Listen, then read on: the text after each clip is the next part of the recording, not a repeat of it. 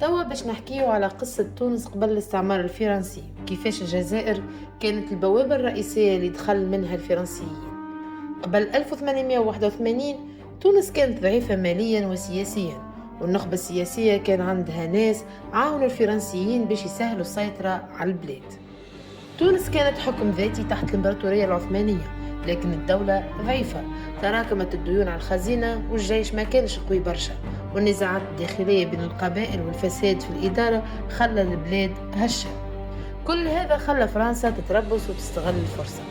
بعد ما فرنسا احتلت الجزائر عام 1830 ولات قاعدة استراتيجية لمراقبة شمال إفريقيا.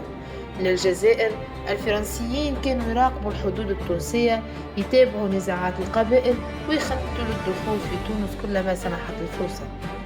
كانت هناك نزاعات بين القبائل التونسية وبعض القبائل القريبة من الجزائر، والفرنسيين استغلوا هالحوادث كذريعة لإرسال قواتهم إلى تونس بحجة حماية الحدود وتأمين الاستقرار.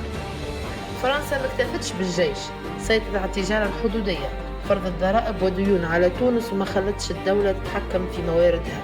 هذا خلق ضعف مالي كبير وزاد من قابلية البي لقبول التدخل الفرنسي.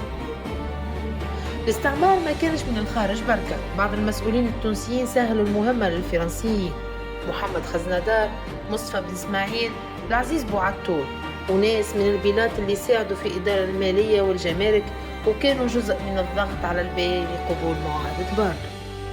في 12 ماي 1881 وقع البي على معاهدة باردو، وتونس ولات تحت حماية فرنسية رسميا.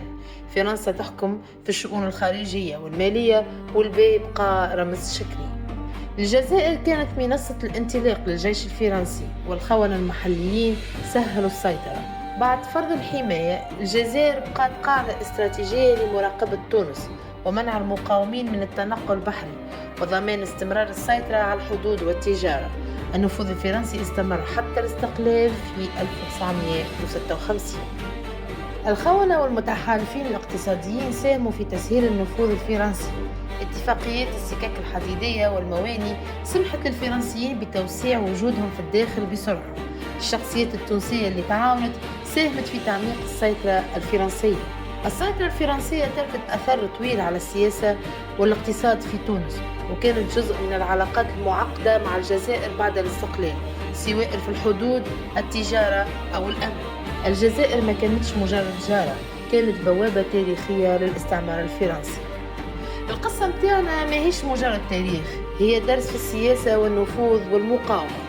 الجزائر، النزاعات الحدودية، الخونة المحليين، كلهم كانوا جزء من الأحداث اللي خلت تونس تحت الحماية الفرنسية.